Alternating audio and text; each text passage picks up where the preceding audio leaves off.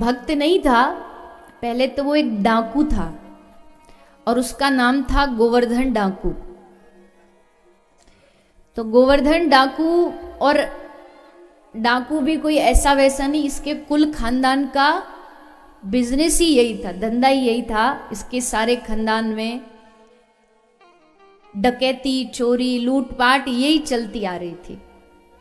मतलब इस वंश में एक बालक तो ऐसा चाहिए ही चाहिए जो इनकी वंश परंपरा को, चोरी डकैती को आगे बढ़ा सके। तो गोवर्धन डाकू ने ये जिम्मा ले लिया कि हम आगे बढ़ाएंगे, चोरी करता, डकैती करता। और इनके परिवार का एक नियम और था, और वो नियम ये था कि जो भी हमारे परिवार का सदस्य जो हमारे इस परंपरा को आगे बढ़ाएगा, वो कभी भी सत्संग सुनने नहीं जाएगा। बोले क्यों? बोले सत्संग सुनने से क्या पता कब मन बदल जाए, चोरी से मन हट जाए तो धंधा ही ठप हो जाएगा, इसलिए कोई सत्संग नहीं सुनेगा। तो बोले ठीक है, सब इस परंपरा को निभाते थे, कोई सत्संग नहीं सुनता था। तो एक दिन क्या हुआ, गोवर्धन डाकू ने कहीं चोरी की और चोरी करके पीछे उसके, जिसके घर चोरी करी वो पकड़ने के लिए पुलिस वाले उसके पीछे पीछे भागने लगे।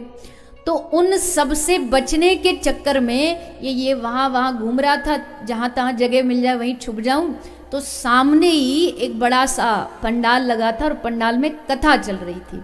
तो कथा से तो इसको कोई मतलब था नहीं, पर इतनी भीड़ में छुपने की जगह अच्छी मिल जाएगी ये सोच के पंडाल में घुस गए और चुपचाप पीछे आके बैठ गया। चुपचाप पीछे बैठा। तो अब वंश की तो परंपरा है कि कथा सुननी नहीं, सत्संग सुनना नहीं, पर गलती से अब जान बचानी तो बैठना पड़ेगा। तो बैठ तो गया पंडाल में, पर अपने दोनों कान बंद करके बैठा। ये एक बूंद भी कहीं सत्संग कान में चला नहीं जाए, क्या पता बुद्धि सुधर जाए। तो कान बंद करके बैठा था। फिर भी थोड़ी थोड़ी, कितना अब इतने माइक में कितनी भी आवाज बंद कर लो, कान बंद कर लो, थोड़ी बहुत तो आवाज पहुंच ही जाती है। तो बाकी सब चीज तो उसकी काम की थी नहीं। पर जैसे ही श्री व्यास जी ने वरहा पीड़म नटवर वपुः कर्णयो कर्णिकारम इस श्लोक की व्याख्या की कि देखो भगवान श्याम सुंदर छोटे से वृंदावन में प्रवेश कर रहे हैं। और कैसा है भगवान का स्वरूप? बोले सर पर सोने का मुकुट है, हाथ में मैया ने सुंदर सुंदर हीरों के जवाहरातों से जड़े कंगन पहनाए हैं, पाँव में स्वर्ण की सोने की पायल है और कान में रत्नों से जड़े कुंडल हैं। तो जैसे उसने ये सब सुना तो तुरंत उसके कान खुल गए कि सोने चांदी हीरे मोती से लदा ये भाई साहब कौन है? इसको लूटे तो एक ही बार में काम बन जाए। जिसके खुद के पास इतना सोना हो, एक ही बार में सारे जन्म जन्म की चोरी का फल मिल जाएगा। तो गया, जैसे कथा विश्राम हुई तो महात्मा जी के पास गया। तो महात्मा जी आप ये जो जिस आदमी का बता रहे थे कि सोना पहन के वो निकलता है गाय चराने और ये सब, तो ये कहाँ मिलेगा? महात्मा जी बोले तुझे क्या काम? बोले हमारा मन है उसको लूटने का, उसको लूट ले। इतना सोना चांदी पहनकर अकेला और जाता है। भगवान की कृपा कब किस पे हो जाए कोई भरोसा नहीं है।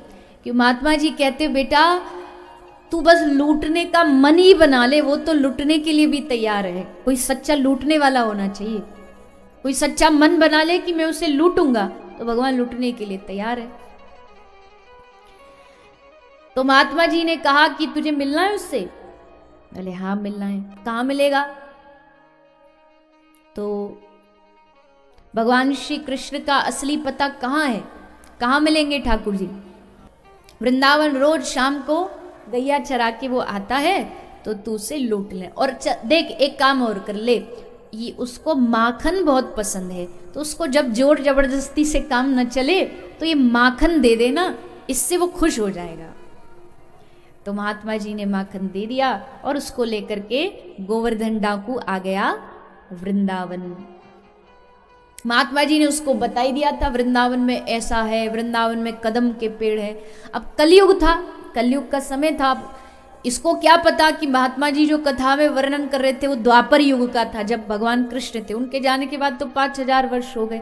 पर इसने तो मन में ठान लिया कि हम तो लूट के रहेंगे। आ गया वृंदावन, सबसे पूछ रहा, अरे भैया सुनो सुनो सुनो, यहाँ एक आदमी रहता है ना, उसका नाम क्या है? बोले उसका नाम कृष्ण है, सुना है, बड़ा राजा का बेटा है, तो कहाँ मिलेगा वो? सब हंसने लगे, अरे बाप रे, वो आज की बात नहीं, 5000 साल पहले की बात, अब थोड़ी मिलेगा तुझे। बोले हम तो ढूंढ के रहेंगे, और केवल ढूंढ के नहीं रहेंगे, उसको लूट के रहेंगे, और जब तक उसे लूटेंगे नहीं, एक बूंद पानी भी नहीं पिएंगे। अब ठान के पूरे वृंदावन में ढूंढ रहा है भगवान को, कृष्ण कहाँ है, कन्हैया कहाँ है, पूरे वृंदावन में ढूंढता जा रहा है, ढूंढता जा रहा है।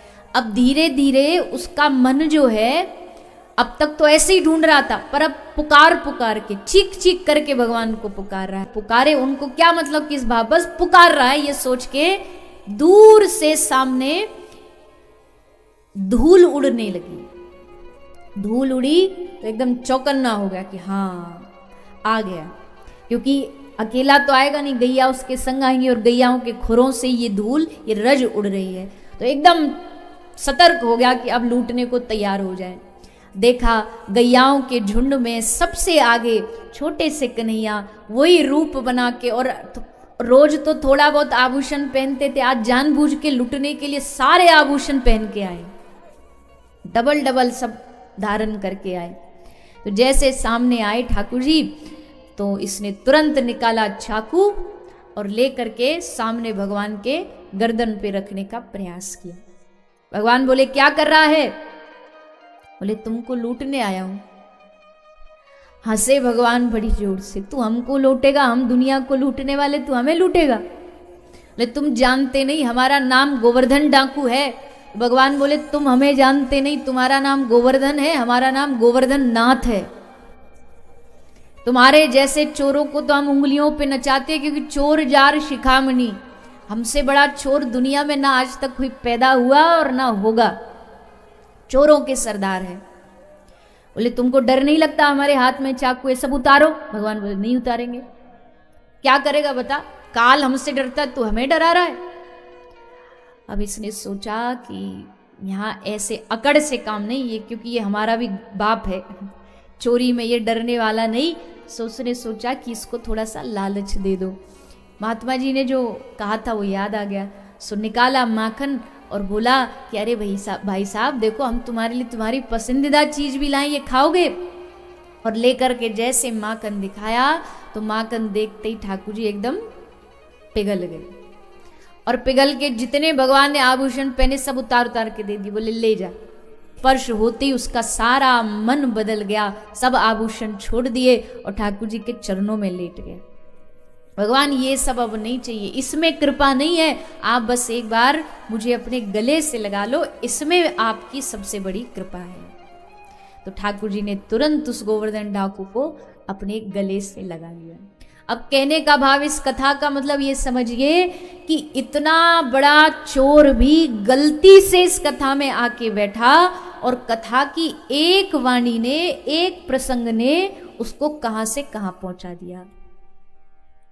अब इतने बड़े चोर यहां आप और हम तो नहीं है, उसके बराबर तो कोई चोर है? कोई चोर? मैं चप्पल चोर की बात नहीं कर रही, चप्पल चोर तो बहुत होते हैं कथाओं में, इसीलिए तो आप लोग चप्पल पहन पहन के यहां विराजे हो। तो ऐसे तो प्रभु कथाओं में, और फिर लोग और बना देते हैं, बोले कथा में जो जिसकी चप्पल चोरी हो, अब क्या करें, चोरी हो गई तो दिल को तो बहलाना पड़ता। बोले जिसकी कथा में चप्पल चोरी हो जाती है तो उसके सारे पाप चोरी हो जाते हैं। और किस पे जाते? बोले जो चुरा के ले गया उस पे चढ़ जाते हैं।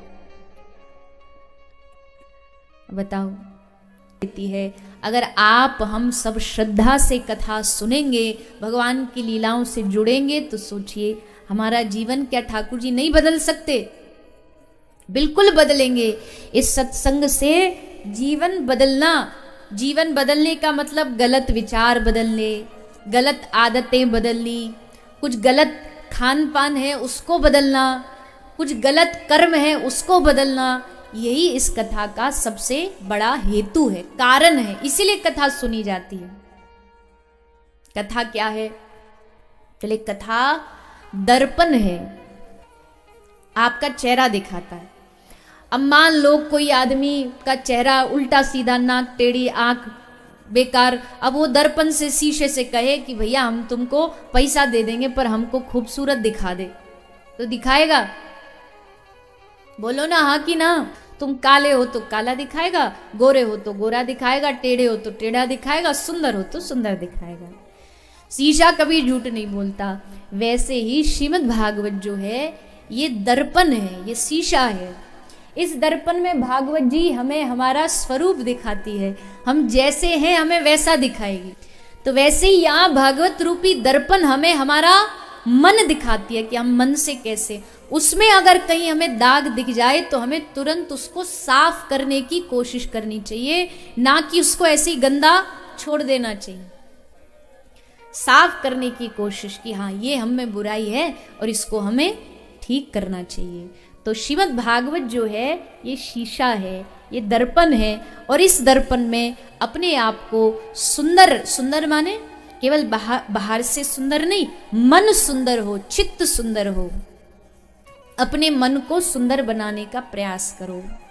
क्योंकि भगवान जब कृपा करते तो कोई बाहर का चेहरा थोड़ी देखते, कुब्जा को बाहर से थोड़ी देखा भगवान ने, उसका स्वभाव देखा, उसका मन देखा। तो बाहर से हम कैसे भी हो पर ठाकुर जी देखते इसका मन कितना सुंदर है। तो अपने मन को सुंदर बनाने का प्रयास करिए, मन को अच्छा बनाने का प्रयास करिए। और मन अच्छा कब बनेगा? जब ये मन सत्संग से जुड़ेगा, तभी इस मन की शुद्धि होगी। देखो अपने शरीर को शुद्ध रखने के लिए हम हर रोज स्नान करते हैं, हर रोज नहाते हैं। नहाते कि नहीं नहाते? तो स्नान किस लिए करते हो? कि तन शुद्ध रहे। नहीं नहाओगे, नहीं स्नान करोगे तो शरीर मैला हो जाएगा।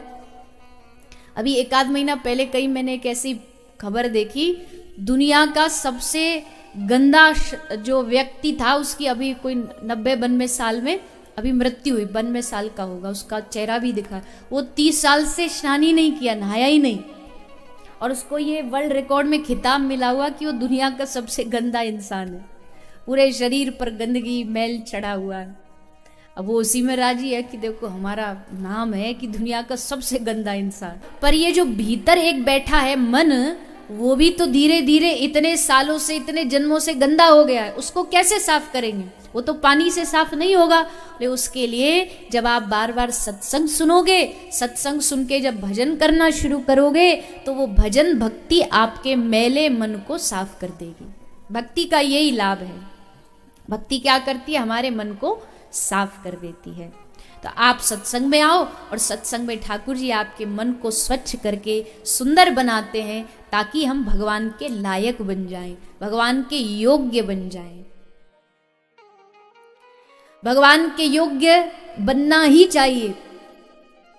हम दुनिया के योग्य बनना चाहते हैं। उस शादी ब्याह में, पार्टी में जाएं तो वहां के जो क्लास, जिसको स्टैंडर्ड कहते हैं, उस क्लास में हम शामिल, मैच हो जाएं, ये बनने की कोशिश करते हैं। देखो कितना अच्छा इसका स्वभाव है, कितना अच्छा इसका मन है। नहीं, कभी बनने की कोशिश नहीं की। दुनिया के लिए अच्छा बनने के लिए कोशिश करते रहते हैं। दुनिया में हमारा नाम हो जाए ये बनने की कोशिश करते रहते। दुनिया में हम जाने जाएं ये बनने की कोशिश करते रहते। दुनिया में हम दिखें ये बनने की कोशिश करते रहते।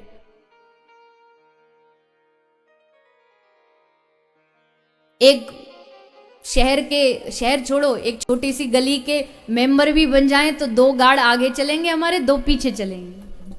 2 पुलिस वाले आगे, 2 पुलिस वाले पीछे, हो रास्ता बनाएंगे, जैसे कोई कहीं के प्रधानमंत्री महोदय पधारे हो। पर अगर वो नहीं रहेंगे तो फिर लोग हमें देखेंगे कैसे?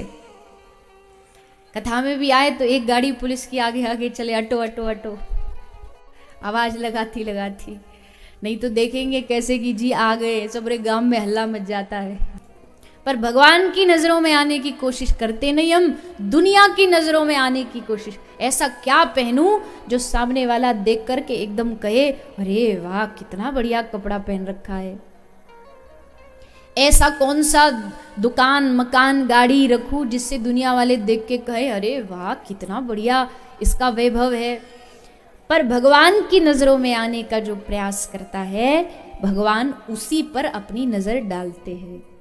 सब चाहते, जितने भी चाहते हो, पर ये बताओ उनकी नजरों में आने के लिए क्या किया आपने?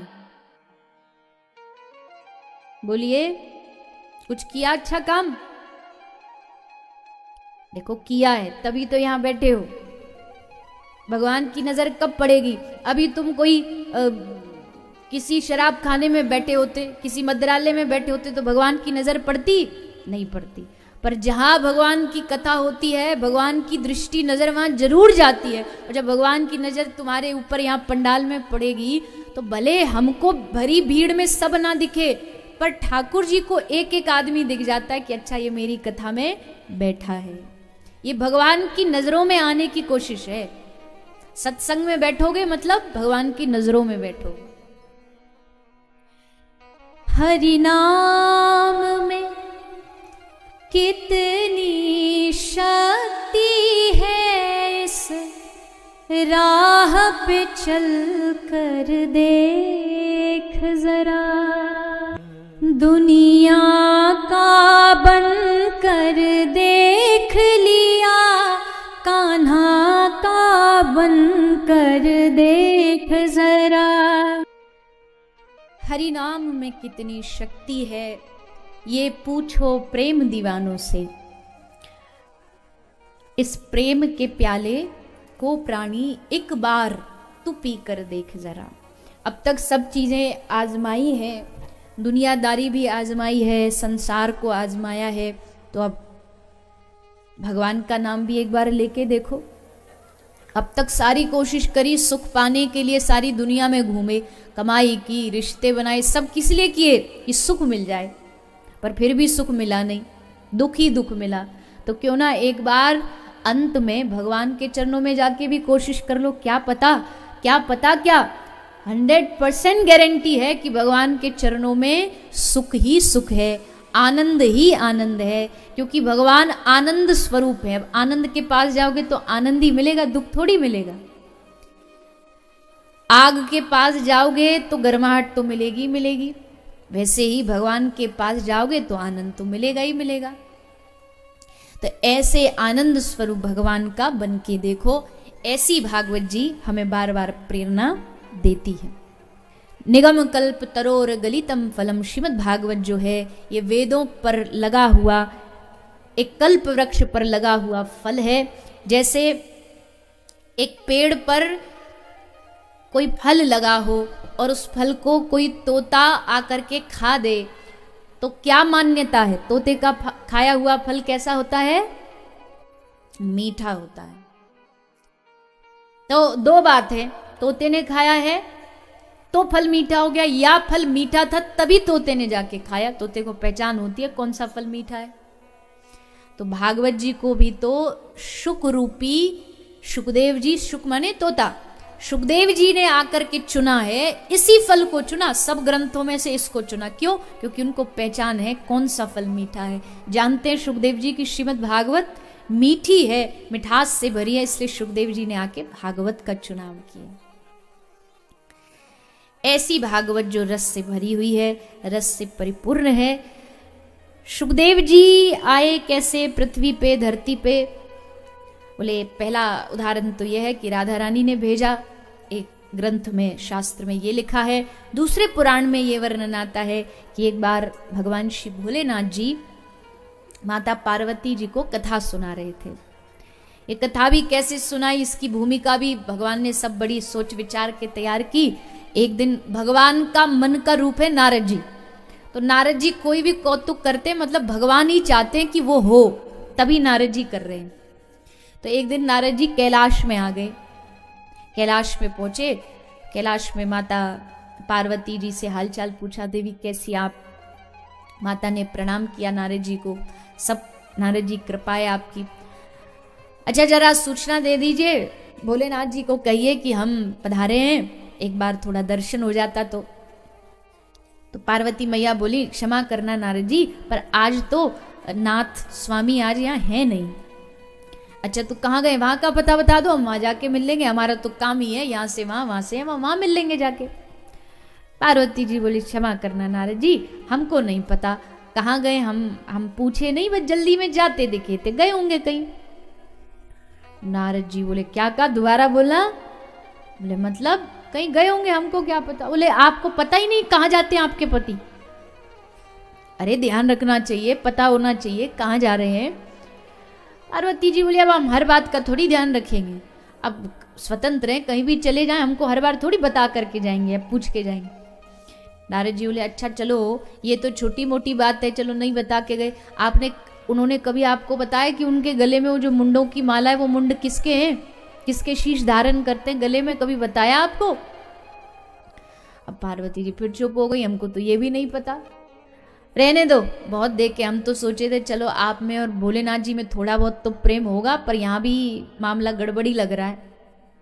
कहते हैं बस कि प्रेम करते पर प्रेम दिख नहीं रहा, और जब यही बात नहीं बताई तो वो बात तो कतई भी नहीं बताई होगी, जब छोटी छोटी बात ही नहीं बता रहे तो वो वाली कैसे बता देंगे? मैया बोली कौन सी वो वाली? नारद जी बोले हम नहीं बताएंगे। मैया बोली अब तो जान के ही रहूंगी, नहीं तो आपको यहां से जाने न दूं। नारद जी बोले देखो हम बताना तो नहीं चाहते थे, पर अब आप इतना कह रही हो तो बता देते, पर देखो हमारा नाम मत लेना। कतई नहीं लूंगी, आपका नाम तो लूंगी नहीं, आप बता दो। नारद जी ने कहा आप जानती नहीं, आपसे पहले भी इनके कई बार ब्याह हो चुके हैं, बताया आपको? 1 2 5 नहीं, कितनी बार ब्याह हुए इनके अलग अलग। अब तो महाराज पार्वती मैया तो एकदम पूरा रुद्र रूप धारण करके तैयार। नारद जी ने सोचा कि अब यहाँ से निकलना ही ठीक है, ज़्यादा रुकना ठीक नहीं यहाँ पे। सो नारद जी वीणा लेके बोले देवी हमारा नाम नहीं लेना। बोले नहीं बिल्कुल आपका तो कतई नहीं लूंगी, पर मैयाओं से कोई बात पचती है पेट में कि जल्दी घर जाइए, मैया आपको याद कर रही हैं, जरूरी काम है उनको कुछ। समझ गए कि भोलेनाथ जी के कुछ आज बीज बोके आए हैं वहां पे, इनकी चाल ही बता रही है, जिस तेजी से भागे जा रहे हैं कुछ गड़बड़ करके आए हैं। चलो देखते हैं, कोई बात नहीं। आए भोलेनाथ जी, आवाज लगाई पार्वती, ओ पार्वती जरा सुनो, हम आगे जरा एक बाहर निकलो। तो मैया मौन एकदम चुप, बोले ही नहीं कुछ भीतर। भोलेनाथ जी कह रहे अरे ओ पार्वती बाहर तो आओ जरा, कुछ पानी वानी जलवल कुछ तो पूछो, रोज आती हो। तो भीतर से आवाज आई अब मैं नहीं सुनूंगी, अब अपनी पहली वाली को ही जाके सुनाओ, अब वही सुनेगी। भोलेनाथ जी ने समझ गए मामला लंबा है कुछ, जब पहली दूसरी तक बात आ गई तो लंबा ही मामला है। तो भोलेनाथ जी भीतर आए, प्रेम से मैया को बिठाया। क्या हो गया, ऐसी कौन सी बात हो गई कि हमारा मुख भी नहीं देखना चाहती तुम? पार्वती जी बोली हमसे बात नहीं करो आप, हम तो समझती थी बड़ा प्रेम करते हो आप, पर आज सब आपका जो मामला वो खुल गया हमारे सामने। पर हुआ क्या ये तो बता दो। अरे आप हमसे कोई बात बताते ही नहीं हो, हम आपकी पत्नी, अब सब बात हमको बताना चाहिए, आपने कोई बात नहीं बताई, कहीं भी चले जाते हो बिना हमको बताए, हमें पता ही नहीं रहता कहाँ गए हो। और चलो आना जाना छोड़ो, आपने मुंडों की माला ये भी नहीं बताओ, और ये भी छोड़ो, ये भी मैं बुला दूं, पर वो बात तो आज मैंने सुनी तो धरती निकल गई मेरे पाँव के नीचे से। पर हुआ क्या, आज हमको पता चला कि हमसे पहले भी आपके ब्याह हो चुके, वो तो भलाओ नारद का जो बता गया कि गए हैं। पार्वती जी को कहा अरे देवी तुम इतनी बोली उस नारद की चिकनी चुपड़ी बातों में आ गई, पूरी सच्चाई जानने की कोशिश करी तुमने, पूछा उनसे कि ब्याह हुए किससे हुए, ये पूछा, नाम पूछे उनके? आधा अधूरा सच बता के चला गया नारद। आधा सच, पूरा सच जानना चाहिए, बात की गहराई को जानो। ब्याह तो बता दिए कि हो गई, पर किसके साथ हुई ये नहीं बताई, तो आप बता दो किसके साथ हुए। अरे देवी किसी और के साथ नहीं हुए, तुम्हारे साथ ही हमारे हर जन्म में अलग अलग नाम से ब्याह हुए। कभी तुम पार्वती बनी, कभी तुम गौरी बनी, कभी शैलपुत्री बनी, हर जन्म में तुमसे ही ब्याह किया हमने, किसी और से ब्याह नहीं किया, तुम ही हमारी पत्नी बनी हो। अब जाके सांस में सांस आई मैया को, अच्छा ये बात है, खुश हो गई एकदम। अच्छा आप हमसे इतना प्रेम करते हो कि हर जन्म हमसे ही ब्याह करते हो, मैं भी सुनूंगी। पर देवी वो यहाँ नहीं सुनाई जाती, कैलाश में, स्वर्ग में, यहाँ कहीं भी भगवत कथा, ये श्रीमद् भागवत कथा सुनाई नहीं जा सकती, केवल धरती पर सुनाई जा सकती है। सुनने के लिए धरती पर चलना पड़ेगा। तो बोले चलो धरती पे चलेंगे, कथा सुन के आएंगे। तो भोलेनाथ जी को लेके माता पार्वती आ गई पृथ्वी पर। सोच के देखो आप, जो कथा आपको प्राप्त हो रही है, ये कथा भोलेनाथ जी कह रहे कैलाश में नहीं मिलेगी, स्वर्ग में भी नहीं मिलेगी, ब्रह्मलोक में भी नहीं मिलेगी। अगर भोलेनाथ जी को भी कथा सुननी है तो उनको भी इसी धरती पर आकर के कथा सुननी पड़ेगी। कितने भाग्यशाली हैं हम, कितनी बड़ी कृपा है कि धरती पर हमारा जन्म हुआ और हमको भगवान की कथा सुनने को मिल रही है। और आज श्रोता रूप में सामने साक्षात भगवान भोलेनाथ जी भी मंदिर में विराजमान है। भोलेनाथ जी को भगवान की कथा से बड़ा प्रेम है। जहां उनको भगवान की कथा श्रवण को मिल जाए वहीं डेरा डाल लेते, वहीं धूनी रमा के बैठ जाते कि अब चकाचक कथा सुनेंगे। तो ऐसे श्री भोलेनाथ जी आए। जब तक भोलेनाथ जी को पता चला कि इस तोते ने भी कथा सुन ली, तब तक तो खेल हो चुका था। अब कथा सुनी सुनाई थोड़ी भोलेनाथ जी वापस ले सकते थे। हो गई, सुन ली तो सुन ली।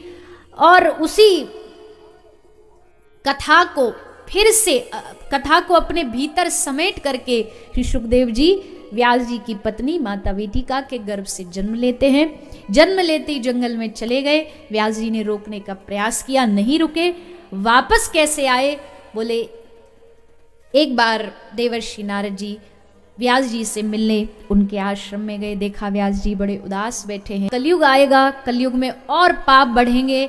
ऐसे समय में जीवों को भगवान से जोड़ने के लिए मैं अब तक कोई ग्रंथ नहीं लिख पाया, कोई अच्छा सा पुराण नहीं लिख पाया। आगे का समय आप तो जानते हो कितना भयानक आने वाला है। कलयुग में क्या क्या हो रहा है, अभी क्या हो रहा है, ये तो कलयुग की शुरुआत है, तब इतना पाप बढ़ रहा है। सोचो कलयुग के अंत में क्या होगा, क्या हालत होगी इस कलयुग के अंत में जाके। अभी इतने पाप हैं, लोग झूठ बोलने से डरते नहीं, लोग पाप करने से डरते नहीं, लोग दूसरों को नीचा दिखाने से डरते नहीं, कष्ट देने से डरते नहीं, जीवों को मारने से डरते नहीं, पशुओं को मारने से डरते नहीं, गायों की हत्या करने से डरते नहीं, गायों पर गोली मारने से डरते नहीं, गायों पर तेजाब डालने से डरते नहीं। कैसे कैसे काम कलयुग में जीव अपनी मानवता को भूल करके कर रहा है। ये देख करके जब ऐसे दृश्य देखते तो लगता है मनुष्य में पशु में कोई अंतर ही नहीं है।